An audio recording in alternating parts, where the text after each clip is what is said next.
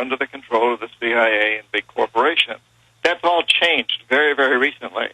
And so but the line in the sand now has been drawn in Honduras. This is a fairly easy country to do it, but this is trying to establish a whole new precedent saying, look, we're stopping this revolution right here. And in stopping it, we're also going to undermine these other 10 countries that have already voted in these presidents.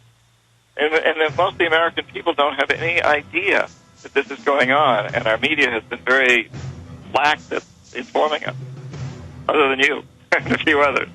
Well, we're trying to get all points of view and all issues in here, and clearly the CIA was involved in this because they want to keep those people down.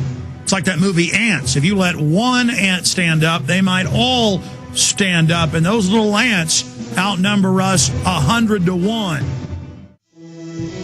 The New World Order beast is genetically modifying your food, mixing vegetables with animals, and now experimenting with viruses. Without a long-term food solution, you will have just two options: starve, or surrender. All canned food supplies will eventually run out. What then? Grow your own healthy food and feed your family forever. SurvivalistSeeds.com is now the nation's largest bulk heirloom seed company, and it's owned by a real patriot, Big John Lipscomb. You can now have an infinite amount of healthy vegetables like a watermelon, a bundle of carrots, or tomatoes for a little more than a penny each. SurvivalistSeeds.com. And now you can go into business with Big John at SurvivalistSeeds.com by becoming an affiliate. See his link at SurvivalistSeeds.com. The new book, Hoodwinked, coming out November 10th. John Perkins, our guest. Your phone calls specifically for John Perkins on a wide range of issues. 1-800-259-9231. 1-800-259-9231. Coming up in the balance of the next half hour. John, you specifically all over Latin America, all over Asia. You were kind of the velvet glove, I would describe it, from reading your book, and also reading other government documents about similar programs, going in trying to, give them the carrot instead of the stick. But when the stick goes in, what happens? And then asking that question, I want to preface it with, obviously, about Blackwater running hit teams, but the media has spun this saying, oh, just killing Al-Qaeda. And that's whoever they say Al-Qaeda is. Now it turns out it's business people, political enemies, business enemies of the White House, actual private merc teams. We know Delta Force and other groups out of the Pentagon have engaged in murder, but is this new to have private contractors doing it, or are we now just learning about it because of the Internet age? It's not new at all. It's been going on for a long time. Back in the 70s when I was an economic hitman, we used private contractors. That's the way it's done. The old times of the 007, the government agent licensed to kill, are long, long gone. It's all done with private contractors. It's coming out because Blackwater's coming out because, and as you said, the Internet age is bringing it out. Plus, I think what we're beginning to understand is that terrorism is an insane word. This war on terror is ridiculous.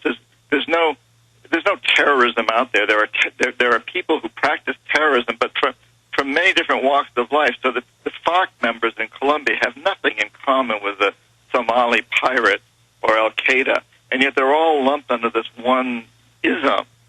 Isn't the war on terror, John, just a global letter of marque by Western governments to kill, steal, destroy, torture, murder whoever you want, and anybody that resists you is called a terrorist? That's a great way to put it. Yes, the letter of marque. That's a great way to put it, Alex. Yeah, there was communism, and that truly existed. There's Catholicism.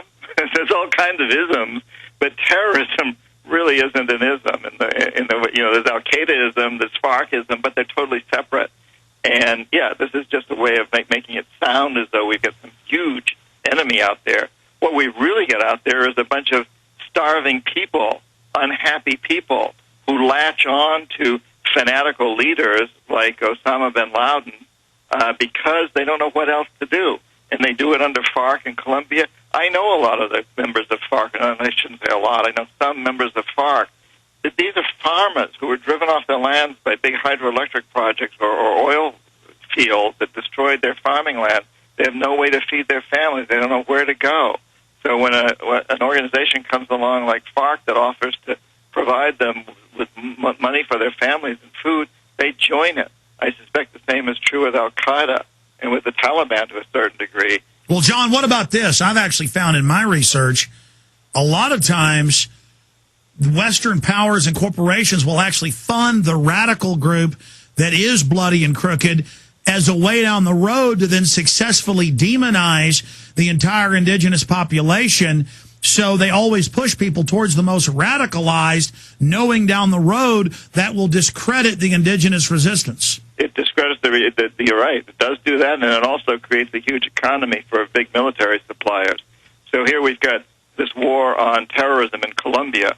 Colombia is the fourth largest recipient of U.S. military aid in the world, largest in Latin America, but it's fourth behind Iraq, Israel, and Egypt.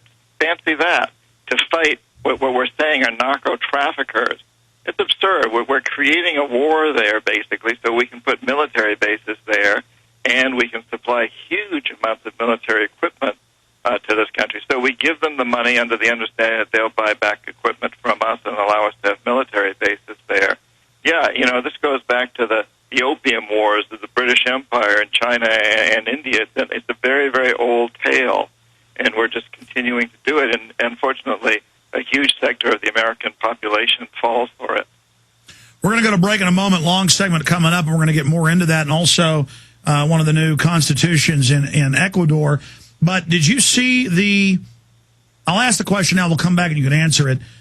Ridge, fellow cabinet members pushed terror alerts. Now, we know Ari Fleischer, back in 2003, admitted they were issuing fake terror alerts at a press conference. And I understand he did it because he knew it was criminal. He never said why, but I was guessing at this. And that he didn't want to get in trouble down the road as if he was involved. Now that's what Ridge is saying, that he's coming clean because he doesn't want to get in trouble. And the news is saying this is clearly criminal to issue fake terror alerts just for political gain. So talk about stage crises. How do these big corporations and governments use stage crises to get the job done? Do you understand how dark it is? How far down the line we are? How late it is? As more and more comes out, Cheney ordering private hit teams and Delta Force hit teams to murder his enemies overseas, corporate enemies overseas.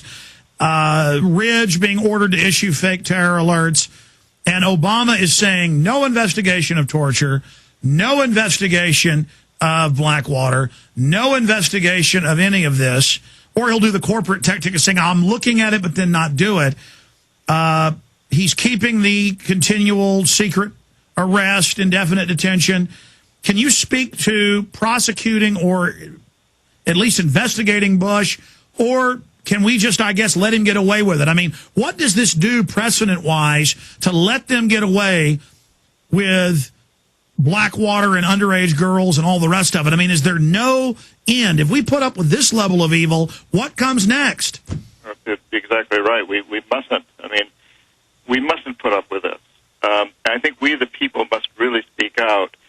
My own belief, I think Obama's in a very difficult spot. I'm not I'm not privy to what's going on with him. I'm not a psychologist, but he has to know that Kennedy was assassinated. 2 Kennedys were assassinated. U.S. presidents get assassinated too. It isn't just foreign presidents. And once you're in that White House, I think you begin to see things that you never saw before. I suspect Obama is getting tremendous amounts of pressure put on him. It's one of the reasons he's been caving into so many things. His own attorney general, Eric Holder, was a partner in a law firm called Covington and Burling, LLP. This law firm defended Chiquita, the big banana company that's now the big company in Honduras. Chiquita was accused of hiring assassination squads in Colombia, and their main defender was an attorney named Eric Holder, who's now our attorney general. Is that United Fruit? Chiquita. What was Chiquita formerly? Was it Standard Fruit or United Fruit? Yeah, Chiquita was United Fruit at one time. And So that's the famous folks then overthrowing on record Guatemala. Arbans of Guatemala, yes, back in the 50s. Same story over and okay. Sorry for interrupting. Go ahead. Same story. Chiquita, incidentally, was found guilty of hiring assassination squads in Colombia. In fact, it admitted that it had paid organizations listed by the U.S. government as terrorist groups for protection and paid a $25 million fine in 2004. Eric Holder, our current Attorney General, was their main defender then, and now he's defending the actions of the coup that overthrew a democratically elected president in Honduras. It's just another instance, Alex, of how ingrained all of this is in all of our governments, whether we have Democrats in there, including the most liberal Democrat we've had, the current one, Obama, or whether we have conservative Republicans like